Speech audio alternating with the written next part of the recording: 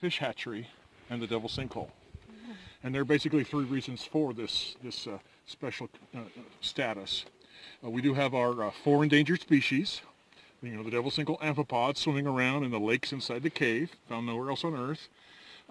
There's a spotted earless lizard that runs around here that's very rare, and being carefully monitored. We have nesting sites for golden-cheeked warblers, an endangered bird. Of course, they get around. And we also have these little cacti called the towbush fishhook cactus. Whenever you find a new towbush fishhook cactus, it'll be about 1 inch in diameter, 1 inch tall. At the end of February, it gets this little tiny flower. Whenever we find a new towbush fishhook cactus, someone has to come from Austin and take his GPS coordinates. Oh my goodness. A few years ago, someone from Germany contacted us wanting to come see the towbush fishhook cactus, and I thought, that's pretty cool. So I mentioned it to the park ranger, and the first thing out of his mouth was, they want to steal it. Oh. Anyway, probably wouldn't have been a very effective crime, but anyway, it's a pretty special little cactus. Then, of course, we have the bat cave, right? When we have all our bats there, we have between 5 and 10% of the bats of Texas in that cave. And when you consider the fact that Texas bats save Texas farmers $1.6 billion a year in pesticide and other costs, that means, the Devil's Sinkhole is home to a good $100 million worth of bats. And then, of course, we have this property. When you came out of that third valley and saw our little Devil's Sinkhole State Natural Area sign, that new one there, that was the northwest corner of the 1,800 acre square property. And then we curved on in, we crossed about 1/4 of the property from west to east, we turned south, and then the parking lot is in the middle of the southwest quadrant, right? And so if you're really craning your neck as you're coming in, you kind of saw 900 acres, right? And that's how much space on this state natural area is taken up by Indian middens, right?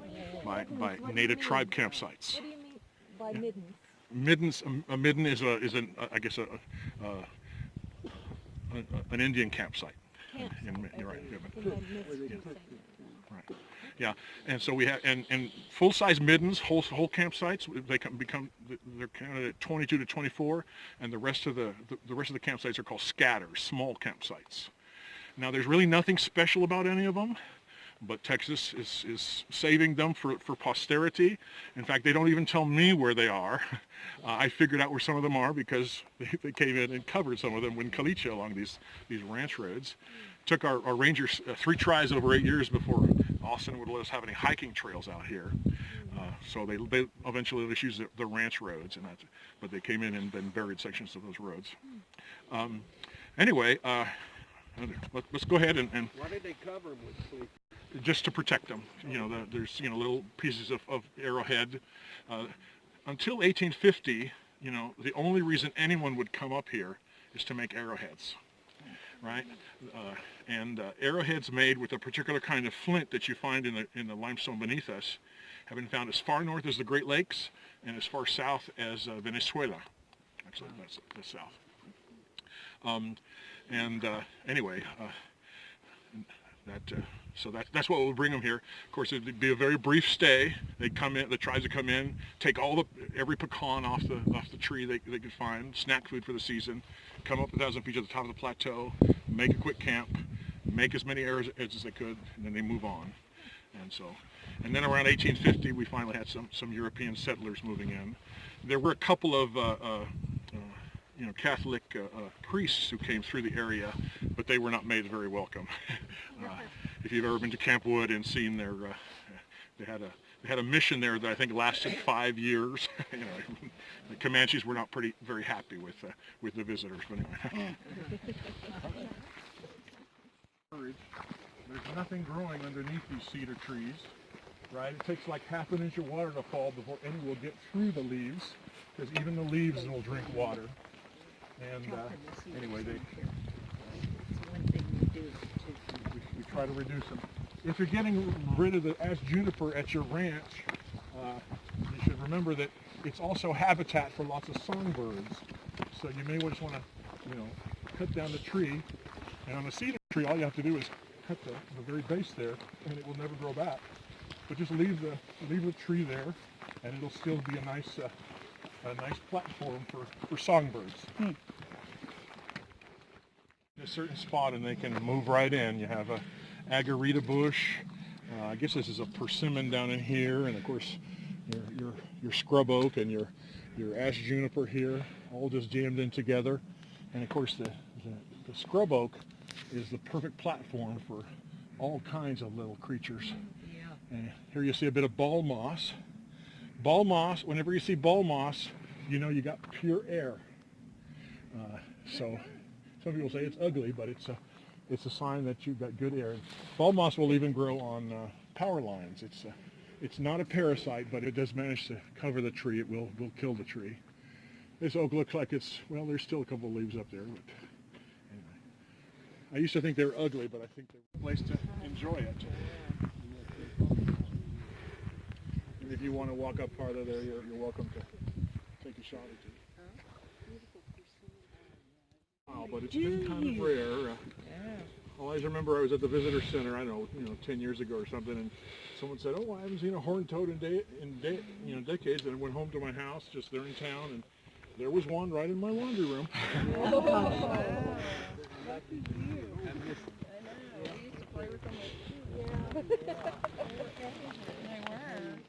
Why the Soto grew here, or in particular. This was a very valuable plant to the native tribes, and the tribes that make almost everything, rope, and I think there's even a fruit inside the plant, and we see a bunch of those. We're going to go ahead and just take a short cut here and just cross over. Not too much to see. That's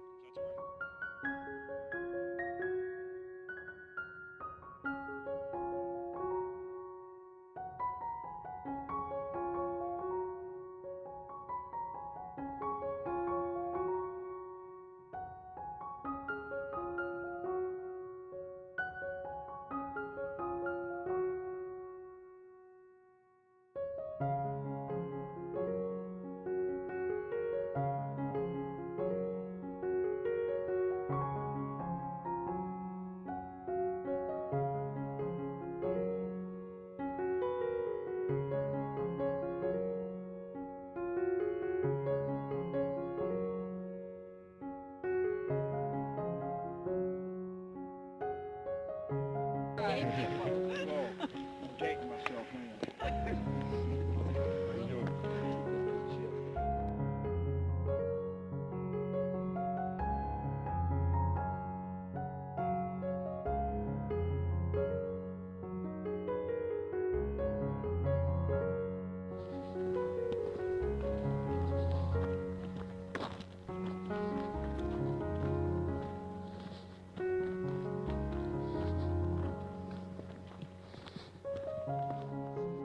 Hung on to my tongue. Oh, it's a little pincers. I had to pull it off. It's been stinging the whole time, huh? Wow. No, I didn't know.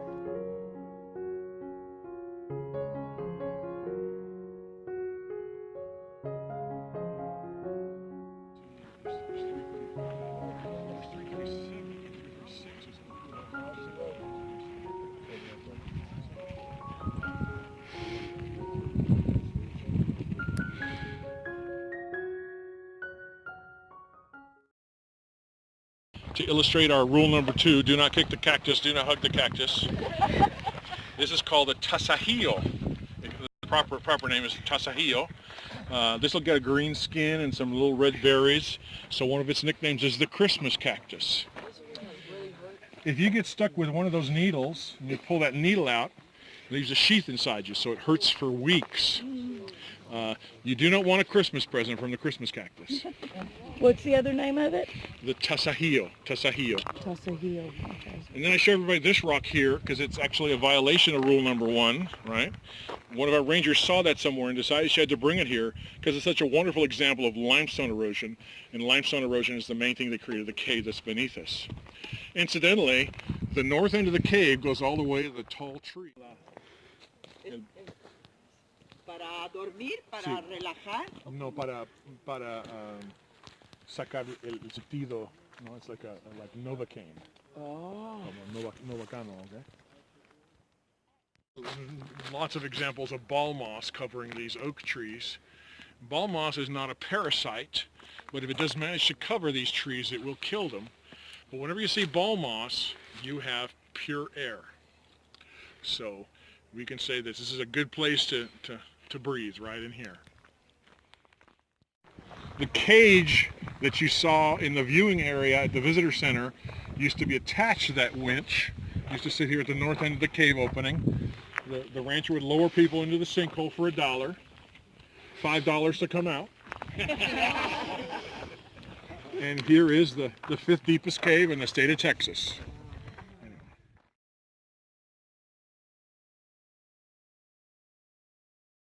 Ranger in Texas working for us. Ranger Nora Padilla. Ranger Nora found this plaque at a Texas Parks and Wildlife Department warehouse. She brought it to us, and we thought, it's about time we put this up.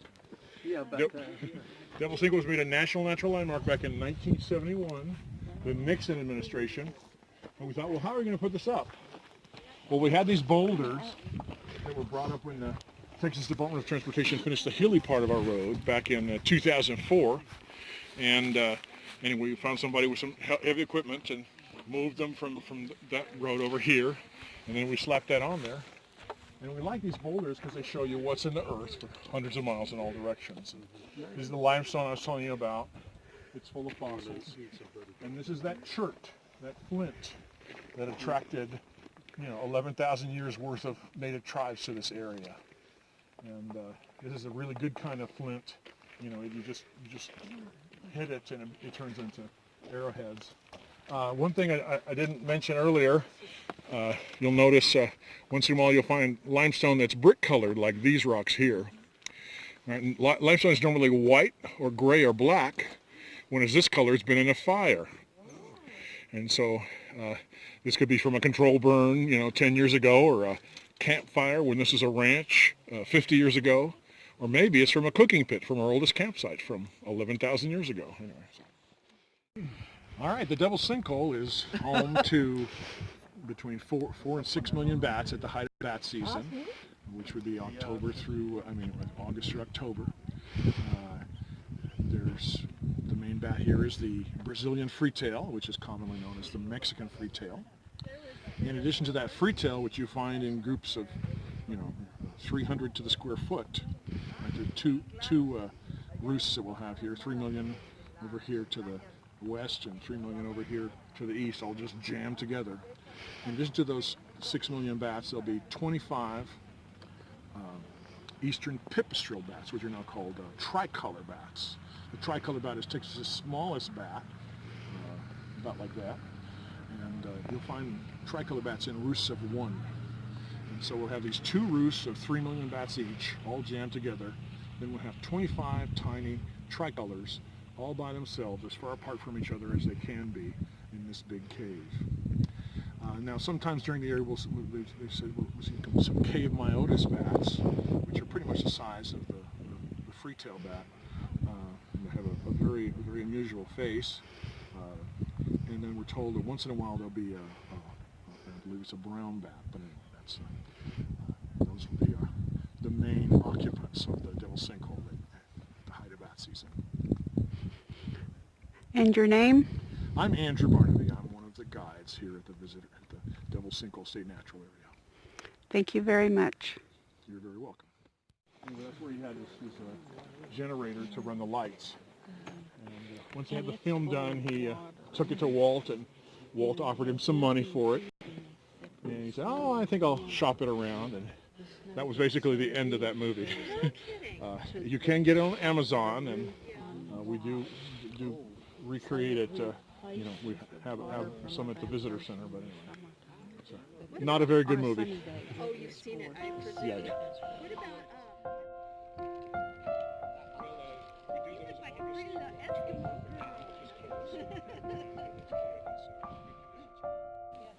This one picture. I know. Or is he the? Is that the Sentinel? To watch all of I these mentioned my people. first crazy story about the sinkhole, how it got its name. My second crazy story is from 1936, the year of the Texas Centennial. one of our legislators Did you thought see it'd him be a up great way close? to celebrate No, I Texas' haven't seen 100th birthday him by up putting a close. glass dome over the sinkhole, having an elevator. People go down the elevator and see all the things that died because it didn't put a glass dome on.